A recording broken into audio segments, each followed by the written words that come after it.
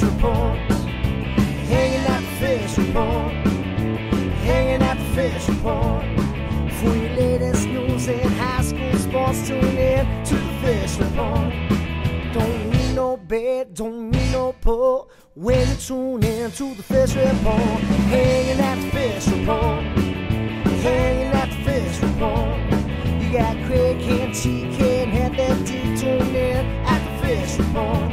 Coming to you live from Studio F in Russia, Ohio. It's the Fish Report Live Show with your hosts, Craig Fissinger and Ken Francis.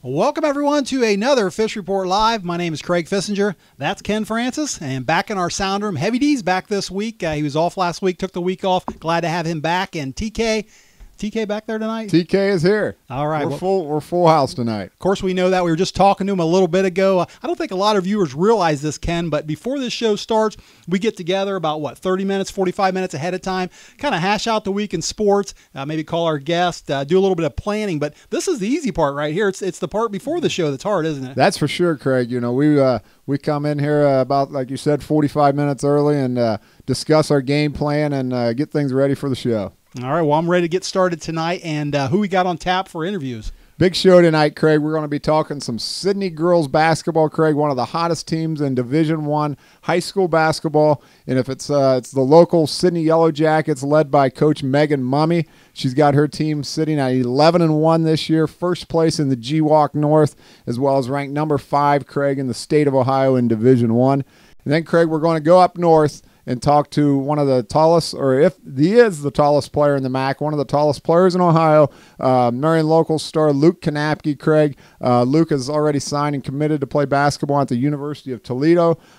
He's helped his Marion local Flyers to a number 5 state ranking, Craig, and they got a big game coming up Friday night against the St. Henry Redskins. Yeah, I can't wait to get to that. Last week we talked to another Luke that was a pretty good basketball player, Luke Kennard. This week we're talking to Luke Knapke, another good one as well. But before we get to all that, just like we do every week, we have a weekly trivia question, and it looks like you're going to ask me another basketball question, of course. It's basketball season, Craig, so we're going to talk some basketball, Craig, and we're really going to talk some MAC basketball tonight, Craig. And it wasn't that long ago, but I'm going to have you refer back to last year, MAC boys basketball, Craig. Who is the defending champion in the MAC? Oh, man. All right. I'm going to give you choices of Versailles, St. Henry, Marion Local, or Fort Recovery. Those teams were all very powerful. Yeah, they were. 4 good ones. I tell you what, I forget that stuff. It seems like a week after it happens. 4 good schools there, and I remember Marion going real far in tournament last year. Of course, they beat our Russia Raiders, so that's my first guess, but I'm going to need a little help on that, so if the viewers out there can help us out. If you're watching us on the Fish Report Live page, you can scroll down, answer the trivia question, and check your results out. If you're watching us on NK Telco Cable TV Channel 3, we will have those results for you at the end of the show, all right? All right. All right, let's get things started, Ken. Like we said, we're going to start out talking some girls basketball. One conference we haven't covered yet this year is the GWalk, or the Greater Western Ohio Conference. Tonight, we're going to look at the girls basketball standings in the GWalk, and they actually split up into 3 divisions over there, don't they? Yes, they do, Craig. They've got the North Division, the Central Division, and the South Division. Our primary focus tonight, Craig, will be on the North Division. That's where the Sidney Yellow Jackets are a member. They're sitting at top right now at 4-0 in the league and 11-1 overall. Centerville is leading the Central Division, and the number 1 team in Ohio, the Springboro Panthers, leading the South Division. But big game for Sidney coming up in the GWalk, Craig. They play everybody twice. It's a round robin within their division, and they've got Greenville coming up on this week, and then they'll actually play 4 games in the next 7 days, and so that'll really be an adjustment to these standings, and we'll see how the GWalk shakes out after this week. All right, well, like you said, Sidney is currently leading the GWalk North right now. They're also riding an 8-game winning streak. They're currently state ranked number 5 in the new AP poll that came out in Division I on Tuesday night. And one big reason for that is the head coach over there, Megan Mummey, who we're happy to have live on the phone right now. Coach Mummey, welcome to Fish Report Live, and thanks for joining us. Hey, thank you for having me. All right. Well, listen, this is your 4th year as the head of the Lady Yellow Jackets program. Last year, you had a great season, finishing 16-8 overall, 8-2 in the GWalk, but you've never gotten off to this good of a start through the first 12 games of the season. So are you surprised with this start, or did you kind of expect it? Actually, I'm surprised, to be honest with you. This summer I had a young group of girls at camp, and with the different personnel, it took us a while to get going, actually. Incoming freshman Jada Rowland, who stands about 6'1", moved to the guard position for us. We had healthy Egan back from her ACL injury last year. And throughout November, we made a lot of progress balancing out the lineup, which has really benefited us well. All right, well, we got to watch your team over here in Russia, your first game of the season, and what a game that was. It went into double overtime. Your girls left here with the win, and three of the girls that played really well in that game were junior Sylvia Hudson and Caitlin Davis, and also sophomore Selena Taborn. So can you talk about those three girls, Coach, and how they've contributed to your success so far? Yeah, Caitlin Davis, she's just an all-around athlete. She's a very coachable kid, does a great job handling the ball for us. She's actually leading the North right now in assists, and she's always contributing in ways that aren't shown on the stat sheet. She had some big games for us, which include 14 points at Russia, 20 against Tecumseh, where she went knocked down, I believe, 12 for 14 from the free throw line, and 16 at Shotwood. Moving on to Selena Taborn, with her height, she stands about 6'3". She can just dominate in the post for us. Right now, she's averaging 15 points a game. She does a tremendous job inside for us. She's always being double, triple teamed at times, and she's very present in the paint defensively for us. And she's actually leading the G-Walk in blocks and rebounds. Big games for her that impacted us were 22 at Russia and 21 points and 21 rebounds at Xenia. Finishing out that, Sylvia Hudson, she is solid all the way around. She can move inside and out, battle inside with the post, but, she is her best in the open court. She can create and make things happen for us. I've seen it firsthand that she, whenever we need a basket, she's always one to step up and get the ball, put it on her shoulders and get us that basket. She's also leading scorer right now in the entire G-Walk at 22 a game. She's had tremendous games at Russia, 34, 30 at Miamisburg, and 22 at Trotwood. So she's playing her best basketball right now. Coach, hi, this is Ken Francis, and you've certainly taken care of business in the G-Walk North. You're sitting at 4-0 right now. You had a big win last week over at Troy. You mentioned your three girls that kind of lead your team, but let's talk a little bit about sophomore Haley Powers. She came off the bench last week, scored a season-high 15 points, and kind of was a big asset for you. Let's talk a little bit about her. Yeah, it was a surprise to have her step up and score for us. But I'm telling you, it couldn't have came at a better time for us. Troy did a great job of shutting down our post game, and they just challenged us to shoot from the outside. And when that happens, you have to be able to make adjustments. And Haley came in with total confidence and knocked down some big shots for us. And, if she can continue to step up the rest of the season, that would add another dimension to our team. Coach, you've had a nice break since that Troy victory. It's been over a week now, but it really kicks off here again. You're going to have 4 games in the next 7 days. How are you approaching the busy part of your schedule right now? We're still taking it one game at a time. I tell my girls, we can never overlook anyone on our schedule. We're, extremely eager to get those G-Walk games in, but we do have a couple non-conference games here coming up. And the girls know we have to be focused, and we have to make sure that we're playing our best basketball and staying healthy in the process as we come down this long stretch. Before you got on the show, we mentioned that you're actually riding an 8-game winning streak. You're currently ranked 5th in the state of Ohio, Division I in the AP poll. Does this put a lot of added pressure on your girls, or is it a pretty relaxed group? They're pretty relaxed, I think. I know we did feel the pressure when we had our game at Trotwood on the road, with them being ranked 9th in the state at that time in Division II, and going into that atmosphere. It was pressure, but I'm very proud of the way the girls handled it. And since then we just went into the games with the mindset of winning and enjoying this success. Hey, Coach, one more question, and we'll let you go. Now, it wasn't too long ago that you were playing for the Yellow Jackets. I believe you're a 2004 alum over there. And, there was a pretty legendary coach once upon a time over there by the name of Maggie Williams. I wanted to ask you, did you ever play for Maggie, or did she have any kind of influence on your coaching career? No, I didn't play for her. Maggie Williams will always be associated with Lady Jacket basketball, no doubt about it. She was a big influence on me growing up, though. I was able to watch her coach my older sister, Stacy, And unfortunately, I didn't have the pleasure of playing for her, but I am just beyond blessed to be able to talk to her day in and day out, as she is still a part of the staff at Sidney High School.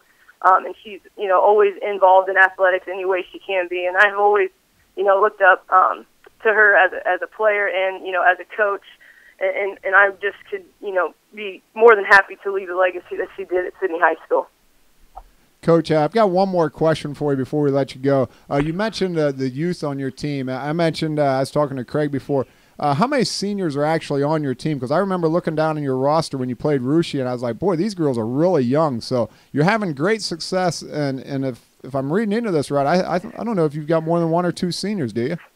Right, we have 2 seniors, Macy Holman and Bree Wells Barnes, who actually she transferred over her sophomore year from Houston. So she plays in our post game, and then Macy does a good job of coming off the bench when needed.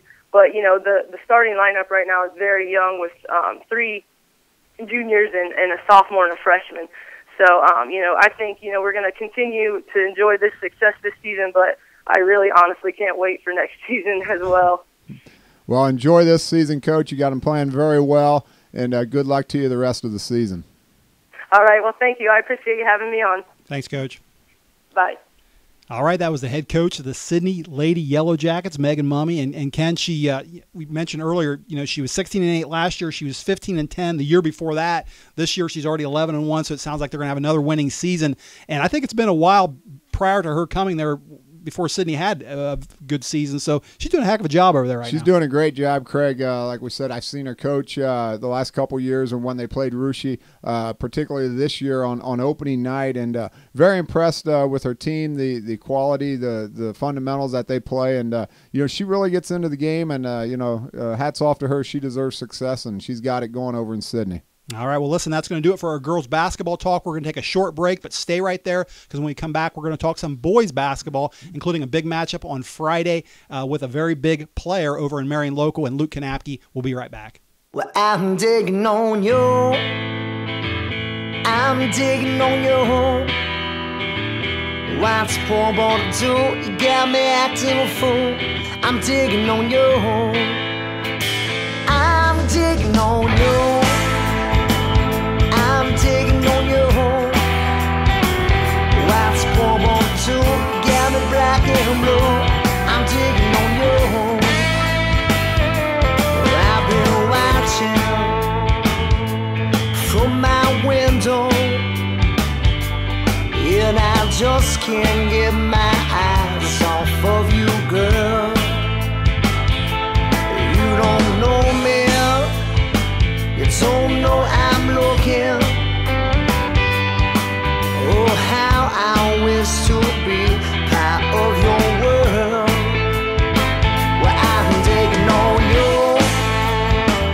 I'm digging on you. What's the poor boy to? You got me acting a fool. I'm digging on you. I'm digging on you. I'm digging on you. What's the poor boy to? You got me black and blue. I'm digging on you. Well, I'm hypnotized by every expression in the way you run your fingers through your hair. Would you find us romantic? Oh, a little bit frightening to know that you are never, ever alone. Well, I'm digging on you. I'm digging on you. What's the poor boy to? You got me acting a fool. I'm digging on you. I'm digging on you. I'm digging on you. What's the poor boy to? You got me black and blue. I'm digging on you.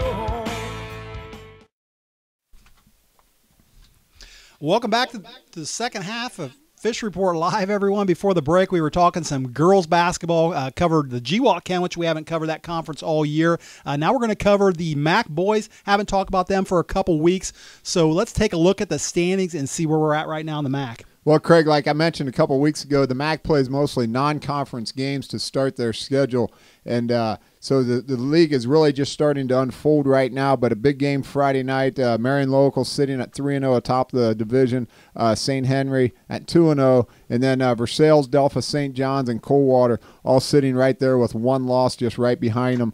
MAC very strong again this year, Craig. You've got a very good New Bremen team at 2-2 sitting in the middle of the pack. And I was looking at the standings, Craig.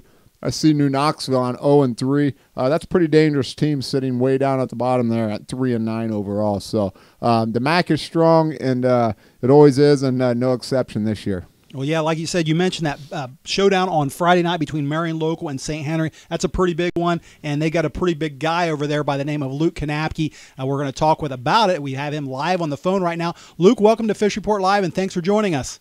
Thanks for having me. All right, well, listen, congrats on a great start to the season. Your Flyers are 9-1 overall right now, and you're sitting in first place in the MAC. Your program got kind of a late start over there again this year, and that's because your football team keeps winning those darn state championships. I know you don't play football, but tell me, how long does it take for those other guys to get back into basketball shape? I mean, what do they have to do? Well, I would say we're not in tip-top basketball shape yet, but we're working on it. We're a lot better than we were at the beginning of the season. We do a lot of scrimmaging and conditioning in practice to focus on that. All right, well, I mentioned your team getting kind of a slow start this year, but you actually got a slow start, and that was because of an injury. What exactly did you injure, and what's your health status right now? I broke my left wrist, and I've been full go for a couple weeks now, and I have no restrictions, so I'd say I'm 100%. Luke, hi, this is Ken Francis. Let's talk about your team in general. Your team this year versus last year. I know you lost Adam Berkey. He graduated, lost a few other seniors from last year's team. But how is this team different versus last year's team, and what does it take to make a long tournament run? We're a lot more mature this year, and we're looking to pressure the ball more on defense and push it in transition, so hopefully that can be an advantage for us against some teams with some short benches so we can wear them out quicker. Luke, let's talk about the big game you've got coming up Friday night against St. Henry. It's kind of rare for a MAC school to play the same team twice in one season, but you get that opportunity this year. You actually played St. Henry early on in the Salina Holiday Tournament about 3 weeks ago. It happens to be your only loss of the year. It was when you guys were actually just starting as one of your first games. Is there a little revenge factor playing in on this game, and what's the game plan coming in this time versus the last time? Yeah, it's always exciting when we play a MAC rival like St. Henry, and it's probably our biggest game of the year so far. And this time around, I think it'll be different because we improved a lot on especially defense, and hopefully we just keep doing our thing on offense. Luke, speaking of St. Henry, they've got a very talented player over there in 6'6" Ryan Mikesell. Ryan will be taking his talents to the University of Dayton next year, playing for Archie Miller. You yourself also going D1, going to the University of Toledo. You're going to be a Rocket next season. Tell us a little bit about what you know about Toledo, what you know about their program, and how you see yourself fitting in as a Rocket next season. Next year, I basically see myself as a student. Nathan Booth, he's their center right now. He's a junior. He'll be a senior next year. He was the freshman of the year in the MAC, and he's very good, and hopefully I can learn from him and maybe even work myself into the rotation next year. All right, Luke, listen, one more question. We'll let you go. Now, I was down at Flying to the Hoop this past Saturday, and I got a chance to talk to your coach, Coach Guttemiller, a little bit. I saw your team sitting up there in the stands. You guys were taking in the Russia Tri-Village game. It wasn't too long ago, 10 months ago, I think to be exact, that you played both those schools on that same floor. What do you remember most from last year's regional experience? I mean, do you have good memories, bad memories? Well, what's your memories from last year? Of course, it's going to be bad memories since we lost. But looking back, we had a great season. But at Marion, it's kind of hard to compete with state championships in football and volleyball, so it's kind of hard to appreciate that. Well, listen, if we're all lucky, we'll see each other down there again this March. I think Ken would agree with that. So absolutely, Luke. I hope we get. We'll definitely see you our last game of the season, last regular game season, and hopefully we'll see you sometime down in the tournament run and at Trent Arena. All right, sounds good. Thanks for being on the show with us tonight. Thanks for having me. Yep. All right, Ken, and that was the 6'10" center for the Marion Local Flyers, Luke Knapke. And some people might have wondered why they didn't see him in that team picture that the sound room was showing up there a little bit ago. That was when he injured his wrist, broke his wrist, and as a result, he didn't make that team picture. So that is a current picture. Luke just didn't make that picture. But, Ken, anytime you got a guy at 6'10" in the lane, you got to kind of change your game plan a little bit, don't you? A little bit, Craig, but, you prepare for that. And, I know it's hard to prepare for to simulate a 6'10" guy, but there's ways to do it. And, I'm sure St. Henry will be ready for that come Friday night, as well as other teams down the road for the Marion Local Flyers. But they've got a great team, Craig. I seen them play a couple times last year, and, we'll see what happens. Yeah. All right, well, listen, I want to go back to the sound room and check in with the guys back there. Guys, want to make sure TK and Heavy D are both back there tonight. But Heavy D, I'll start with you. First of all, welcome back. We missed you last week, but I mentioned a little earlier we hadn't covered the MAC in a while. We also haven't talked about the SCAL girls in a while. I know you like to follow those girls. So let's check it out. Where are we at right now with the girls? Yep, we're getting into started the second round of play for the girls, and I had a good game last night at Russia. Anna was in town, and Russia jumped out to a 9-point lead early on and kept that lead throughout the game and won by 9. So good thing they got on top of it early. Big matchup coming up this Saturday at Fort Laramie. We've got the number 7 state-ranked Fort Laramie Redskins taking on the Russia Raiders. That'll be 1 o'clock over at Fort Laramie High School. That should be a great game. And, so looking forward to getting that. I think we've got the tournament rankings coming up here. I know that the coaches got some of the information tonight, and that got distributed, so a lot going on. Yeah, still got a conference title to decide there, and if anyone's got a shot at the Fort Laramie Redskins this year, it has to be our Russia Raiders, and that their best opportunity is going to be this Saturday over at Fort Laramie. Definitely a tall task, but we'll see how it happens. And I do want to go over to TK over there. TK, I know you were at Flying to the Hoop last Saturday, saw you over there, and I wanted to know any opinions after seeing a day's worth of games. Yeah, Craig did make it down for Saturday. Start out with the Russia Tri-Village game. Spent most of the day there, and quite a day. A lot of fun, and for $15 to see some of the top talent in the country, literally, some of the top talent in the country was really nice. A couple games maybe just had to sit through, but a lot of really good games and a lot of fun. That was just all day Saturday, 7 games for $15 a seat, and that's not bad at all. I wish I could have gone back on Monday, which ended up kind of being Coach's Day. A lot of people had the day off for Martin Luther King Day. Maybe got down there and got to see people like Rick Pitino, Tom Izzo, Chris Mack. Yep. Chris Mack was there, Xavier's coach. So a really neat experience just to be there Saturday, not even seeing those coaches. But if you have the chance to get down there on a Monday, it's even better because some of the big coaches can make it into town and see some of that talent. So a lot of fun and well worth the day. I want to ask you, TK, you know that game on the marquee game on Saturday night, of course, was the Franklin game where Luke Kennard was played Montrose Christian. And, you got to see a new Ohio high school record with Kennard, of course, but also it was kind of, I guess you'd say, not a real exciting game, was it?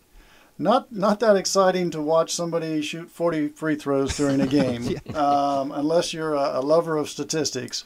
Wish we could have seen Luke perform a little bit more. We did get to see a couple of really nice passes. The boy's got a lot of talent. You can understand why he's going to Duke University, and to see him shoot when he was open was something else. And then to see him hit 34 out of 40 free throws shows how good of a player he is.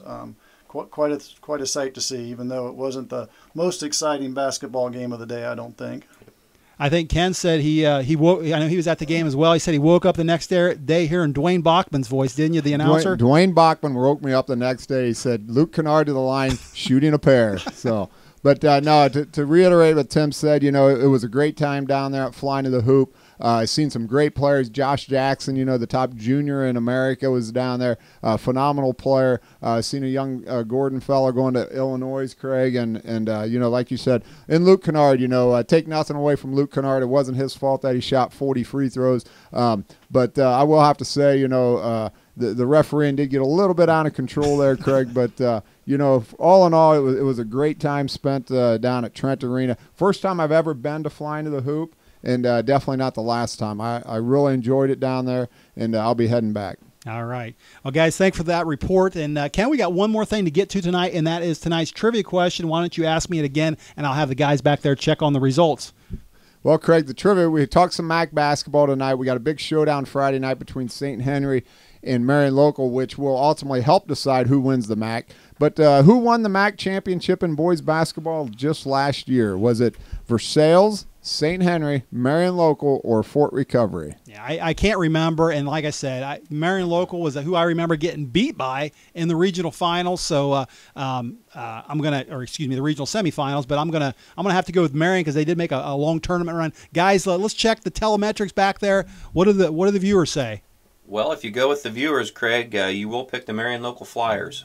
All right, well, Ken, that's going to be my answer, Marion Local. All right, well, you are exactly right. Marion Local went 8-1 in the MAC last year. Their lone loss, Craig, was at Delphus St. John's.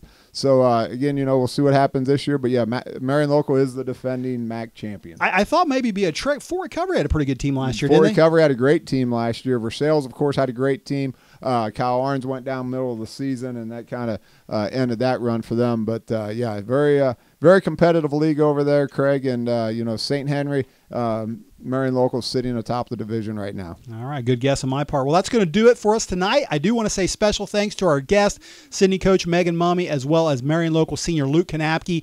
Ken and I and the crew are all going to be back again next week. I already have next week's guest lined up, and he is the assistant commissioner for the Ohio High School Athletic Association, Jerry Snodgrass. So we're looking forward to talking to him. Got a lot of questions we're already talking about asking him. So, again, looking forward to that. But until then, thanks for tuning in, everyone. Have a great rest of the week, and good night. Hanging at the fishing pond, hanging at the fishing pond, hanging at the fishing pond, hanging at the fishing pond. For your latest news in high school sports, tune in to the fishing pond. Don't need no bed, don't need no pole when you tune in to the fishing pond, hanging at the fishing pond.